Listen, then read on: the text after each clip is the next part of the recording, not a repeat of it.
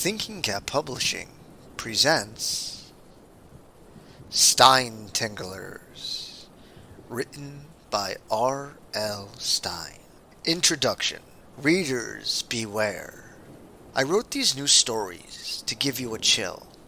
You know, that tingle you get at the back of your neck when you begin to feel afraid. Your skin turns cold, and the little hairs stand on end. Your heart pumps, and your teeth begin to chatter. That tingling feeling when you think someone evil is watching you. You don't know where you are, or how to find your way home. The terrifying howls are coming from your basement. You can't stop yourself from becoming a creature you don't recognize. The darkness surrounds you, and there's no way out. We all enjoy a good scare when we know the story isn't true. The stories in this book couldn't happen to you, could they? I wrote them to take you to a Stine-tingling world just beyond the real world. A world of shadows and fright and startling twists and surprises. I hope these stories bring you to a place where the cold tingle becomes a scream. RL Stine. Welcome to the in-between. Have you ever felt that time has stopped moving?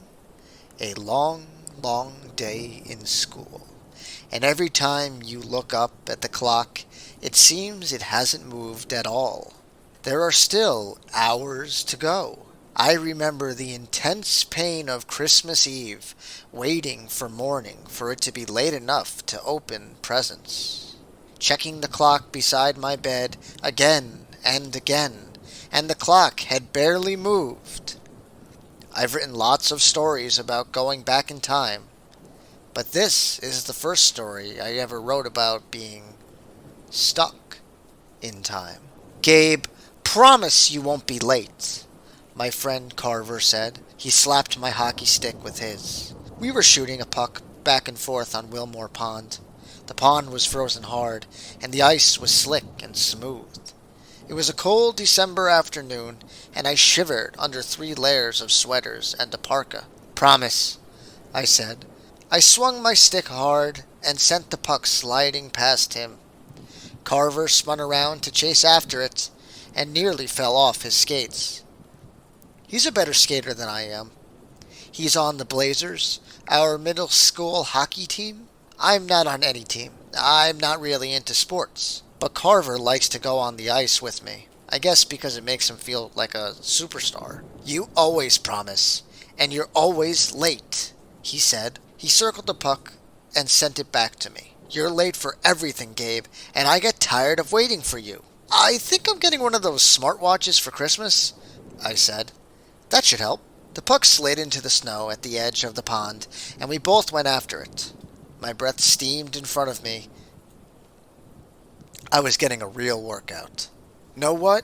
Carver said. It's bad news having my birthday on the day before Christmas. No one ever remembers or makes a fuss. He tapped the puck back onto the ice. But you're having a party, I started. Yeah, I can't believe my parents actually remembered I wanted a birthday party, Carver replied. So it's special, see? Please don't come late.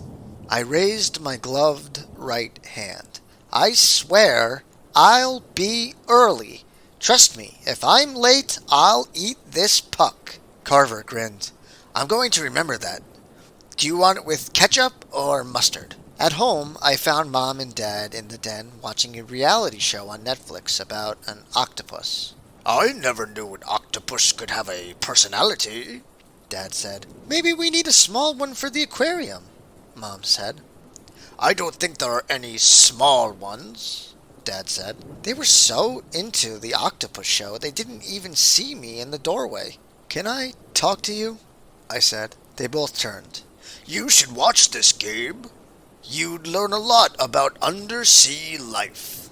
I learn a lot about undersea life on SpongeBob, I replied. They both laughed. They think I'm a riot. I stepped in front of the TV. Listen, I need a present for Carver. I told them. Mom squinted at me through her glasses. A Christmas present? No, a birthday present. His birthday is tomorrow afternoon. They both shook their heads and frowned at me. Why did you wait until the last minute? Dad asked. Why are you always late, Gabe? Mom added. She glanced at the tall grandfather clock in the corner of the den. It's after 6. All the stores will be closed. Well, can we go right after breakfast tomorrow? I asked. I really need to get him something. No way. Who has a birthday on Christmas Eve? Dad asked. It wasn't his choice, I said. They both laughed at that, too. We can go shopping tomorrow morning, Mom said. Do you know what you want to buy him? Not really, I said. Maybe a hockey jersey or something? He's really into hockey. That's a good idea, Mom said. But you should have thought of it sooner, so we wouldn't have to go shopping the day before Christmas. You're right, I said. I need to start planning in advance. I turned to leave the den. You know what? I'm going up to my room to work on my book report right now, even though school is on winter break. I climbed the stairs to my room. I didn't tell them that my book report was over a week late. I also hadn't finished reading the book. But I thought I could write the report anyway. We have a long hall upstairs. There are 4 bedrooms up here. Mine is down at the end. I stopped halfway in front of the guest room. The room was small, with bright yellow wallpaper, a bed and a dresser, and 1 chair. We were expecting my cousins from Michigan to come for Christmas, but my uncle got sick, and they had to cancel. So the guest room was empty. But I had a good reason to stop there. The guest room closet was where my parents always hid my Christmas presents. Always the same closet. They didn't know that I knew. Should I sneak in and take a peek? Why was I asking this question? It's what I do every year. I turned toward the stairway and listened. My parents hadn't moved from the den and their octopus movie. I took a deep breath and plunged into the guest room. The closet was long and narrow. A ceiling light flashed on when I slid open the door. The closet held some old winter coats and a pile of beat-up sneakers. I could see a bunch of wrapped presents down on the floor against the black wall. Ducking under the coats, I dropped to my knees to examine the gifts. The first box I picked up was long and pretty heavy. Did they buy me a new PlayStation? I shook it. No, it felt like clothes. I set it back down and picked up a few more boxes. I raised a thin, rectangular box wrapped in silver paper. It was very light. Maybe Bluetooth earbuds? It was getting warm in the closet. Or was it just me? I listened hard. I didn't hear anyone approaching. Working fast, I tore open the wrapping paper. Yes! I whispered. They bought it for me. A smartwatch. I unfolded the wristband and studied it. Awesome! This was the coolest! Now I can send texts and make calls and do all kinds of amazing things right from my watch. I couldn't resist. I had to try it on. My hand was actually shaking as I wrapped the red plastic band around my wrist and fastened it. I raised it to my face and read the dial. 6:10. Now I'll never be late, I told myself, because I'm never taking this watch off. I gasped when I heard a soft thud and then a scraping sound. Footsteps? One of my parents was climbing up the stairs. I had to put the watch back in the wrapping paper and get out of the closet, but a wave of panic swept over me. I couldn't breathe. I tugged the watch off, tugged harder than I should have. The watch slipped from my hand, hit the hard closet floor, bounced, and hit again. I let out a cry as I heard a cracking sound. Oh no! The dial shattered! The battery flew out onto the floor. I'm going to be caught, I thought, my heart suddenly pounding. How can I ever explain? I grabbed the broken watch off the floor and jammed it into my jeans pocket. It took 3 tries to fumble my fingers around the tiny battery. I shoved it into my pocket, too. I scrambled from the closet, crept out into the hall. No one was there. Whew. I ran back to my room and closed the door. I dropped down in front of my laptop and tried to start my book report. I was writing about a book of Greek myths and legends. The stories were pretty awesome. I'd read almost half the book, enough to write a good report, but my heart was still fluttering from the close call, and I couldn't concentrate. I kept thinking about the broken watch.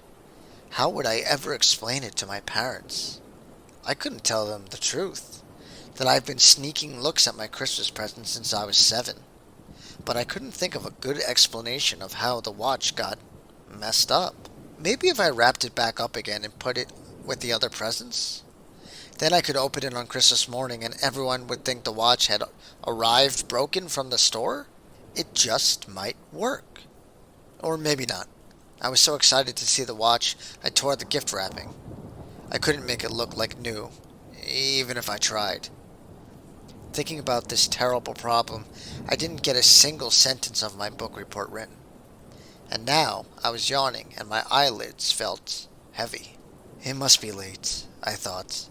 I climbed up from my desk and walked downstairs to say goodnight. I was surprised to find my parents still in the den. An octopus uncurled its tentacles on the TV screen. They turned as I stepped into the room. I yawned. I got a good start on my book report, I told them, but I started to get tired. Just wanted to say goodnight. They both blinked. Dad's mouth dropped open. "Gabe, since when do you go to bed before dinner?" he said. Dinner? I turned my eyes to the grandfather clock against the wall. It read 6:10. But how could that be? "You have time to finish your report," Mom said. "I'm not starting dinner until this octopus show is over. It should be around 7. I yawned again. Something was weird here, but I was too sleepy to think about it clearly. "If you're sleepy," Dad said, "go upstairs and take a nap. We'll wake you in time for dinner. It's your favorite tonight, my homemade pizza with hot dogs on it." "Awesome," I said. On the TV, a man was feeding something to the octopus. I climbed back upstairs and laid on the top of my bed. I fell asleep very quickly, a deep, dreamless sleep. I'm not sure how long I was out. When I woke up, the sky outside my windows was still evening gray. I felt rested, so I sat back down at my keyboard and started to write the book report. I wrote quickly, my fingers tapping away. Writing is easy for me, I guess, because I enjoy it. I almost never have to struggle to write reports and essays. I worked for maybe an hour. I kept stopping, listening for my parents to call me to dinner. I stood up when I realized my stomach was growling. I was seriously hungry. I hurried down the stairs, taking them 2 at a time. My parents were still on the couch in the den. "Is it dinner time?" I called from the doorway. "I'm starving." "Too early," Dad said. He kept his eyes on the underwater scene on the TV. "I'm going to put the pizza in the oven when this is over at 7. "Huh? 7? I turned to the big clock in the corner of the den. It read 6:10. "No way." "I think the clock stopped," I said. "No, it didn't." Mom glanced at the phone she held in her lap. "The clock is right. It's 6:10. "Do you want to watch with us, Gabe?" Dad asked. "This is the best part. The octopus is starting to understand some words." No thanks," I said. My brain was spinning. I hauled myself back up to my room, sat down on the edge of my bed, and texted Carver. "What time is it?" My phone rang 2 seconds later. "Is that a joke?" Carter asked. "Why are you asking me what time it is?" "Just answer the question," I said. "I think my phone is... It's 6:10, Carver said. "What time did you think it was?" "Well, I have a little problem," I started. "You see..." "I can't talk," Carter interrupted. "We're having supper. My parents are trying to grab my phone. I'm not allowed to use it at the table." "Okay, sorry," I said. "See you at your party tomorrow." "Don't be late," Carver said. Then he clicked off. "Late?" I said to myself. "How can I be late if I never get past 6:10 at night?" I tugged the smartwatch from my pocket and sat down on my desk to study it. Did I somehow stop time when I accidentally smashed the watch? What a weird thought. Of course, something like that only happens in scary TV shows and movies. I squinted at the watch in the bright light from my desk lamp. The screen had a jagged crack across it. It looked like a bolt of lightning. The time stood in orange numbers against a black background. 6:10. I shook the watch. I raised it above my head and shook it some more. The numbers didn't change. Under the cracked lens, the watch still read 6:10. I tried pushing the tiny buttons on the side. Then I shook it some more. 6:10. This isn't happening, I told myself. I had an idea. I'll go to sleep. I'll sleep for hours. When I wake up, it'll have to be later. It will be breakfast time, and everything will return to normal. I tucked the broken watch back into my jeans pocket. Then I pulled on my pajamas and tucked myself into bed. I'm not sure how long I slept, but it had to be several hours. I dreamed that Carver and I were being chased down the street by an octopus. We tried to fight it off with hockey sticks, but the octopus just kept on coming. The dream stayed in my mind as I made my way downstairs to breakfast. A cold feeling of dread made me stop at the doorway to the den. Mom and Dad sat on the couch, watching an octopus swirling around underwater. "Time for breakfast?" I asked in a tiny voice. They both turned around and laughed. "Are you being funny, Gabe?" "Why are you in your pajamas? We haven't had dinner yet. It's only 10 after 6. "Are you totally confused?"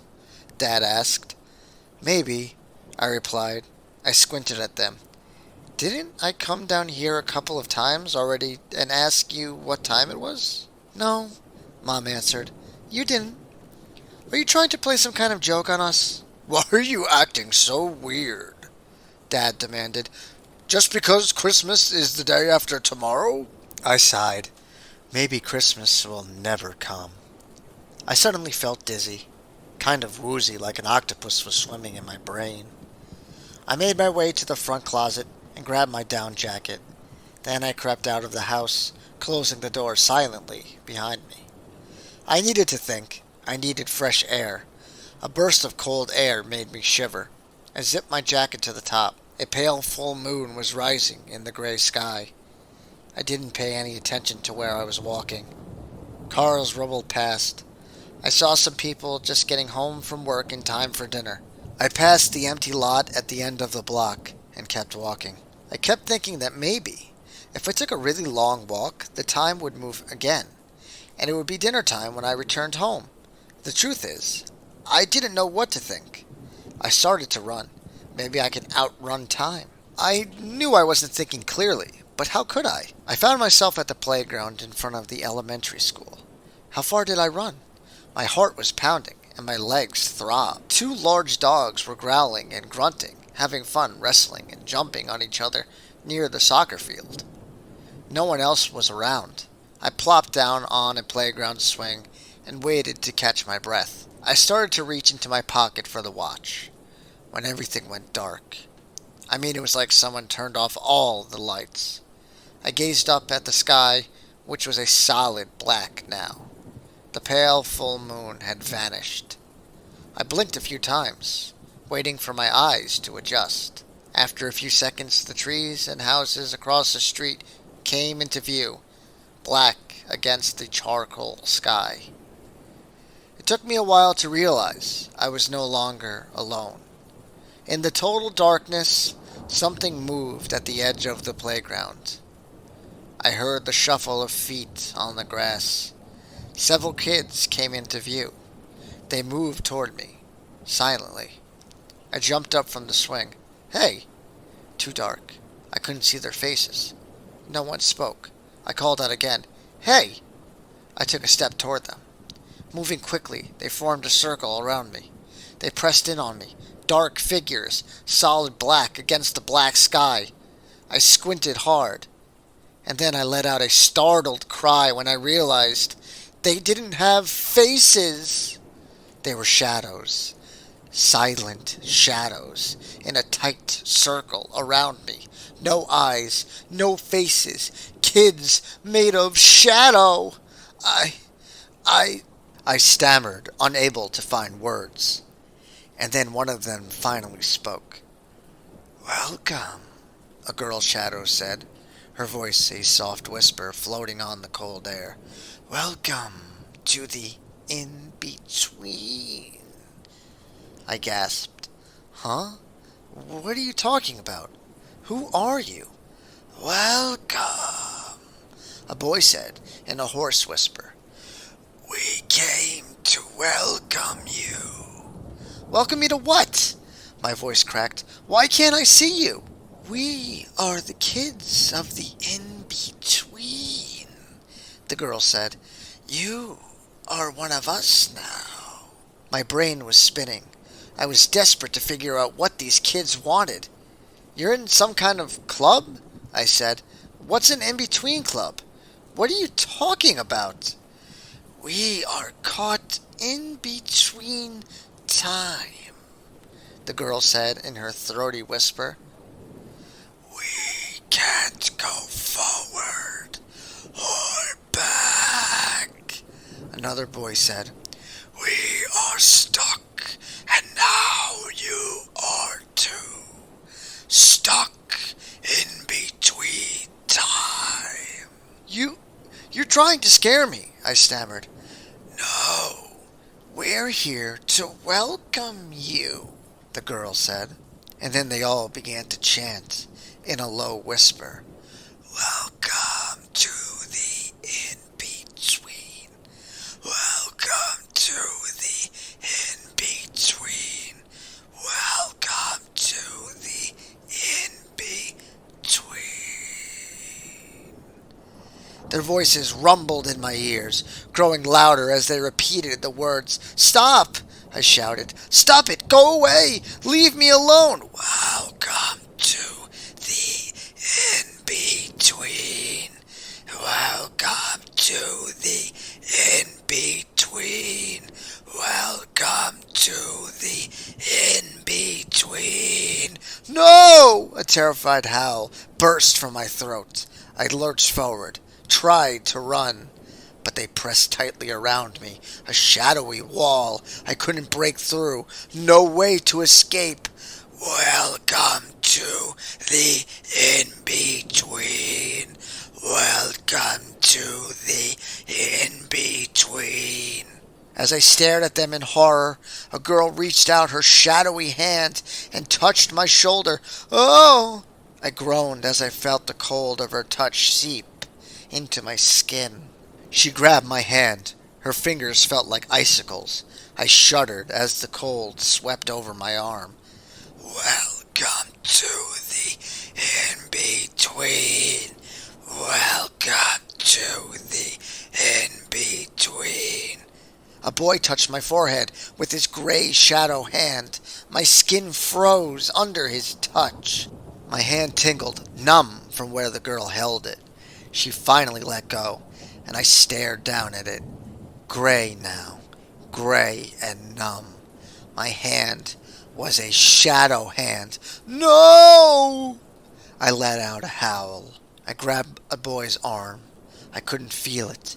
My hand slid right off. I couldn't hear my own breathing. I felt weak. I could feel myself slipping into the gray, disappearing. My arms, my legs, all darkening to shadows. I was becoming one of them. "Welcome to the in-between. Welcome to the in-between." "Whoa!" Another cry escaped my throat, weaker this time. My voice mostly air. Panic made my whole body tremble. I could feel the world around me going into shadow, feeling myself fading away. "Welcome, welcome." Their chants repeated in my ears. I couldn't move. I couldn't think.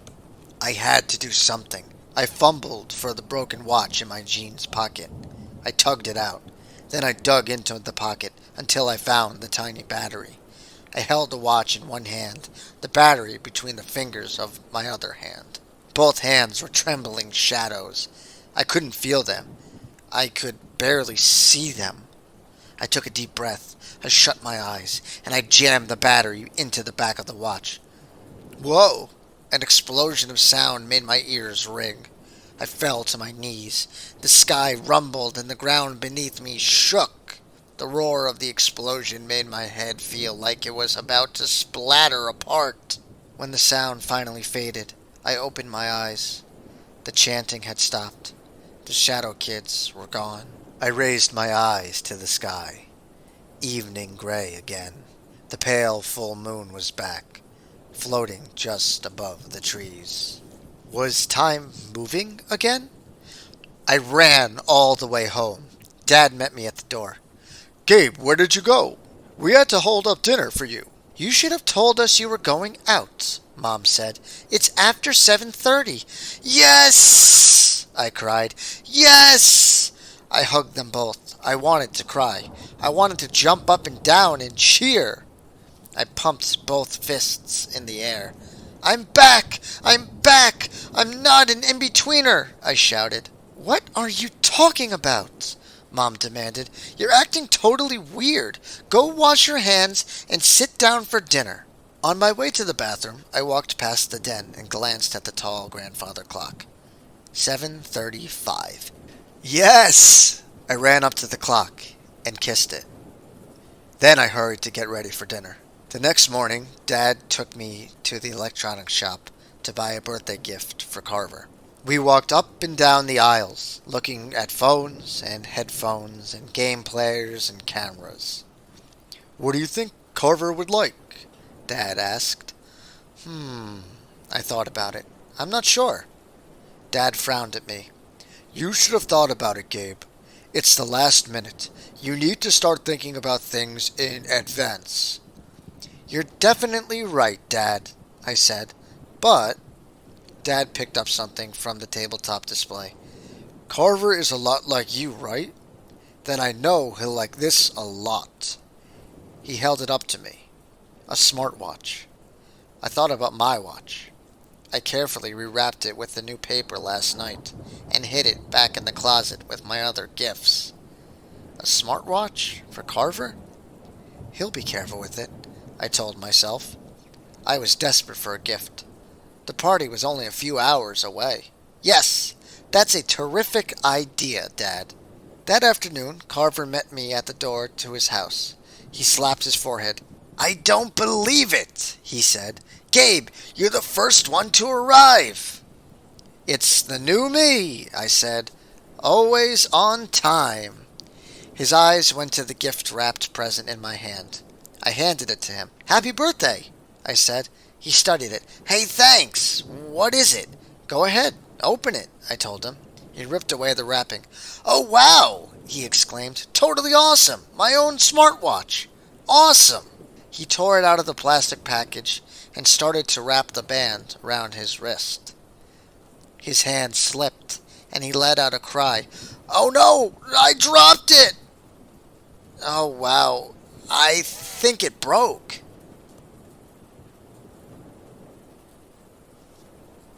I hope you enjoyed Welcome to the In-Between by RL Stine. Be sure to like, comment, and subscribe, and stay tuned for Stinetinglers Part 2, where I'll be reading Our Little Monsters. Stay scared, my friends, and all your screams will come true.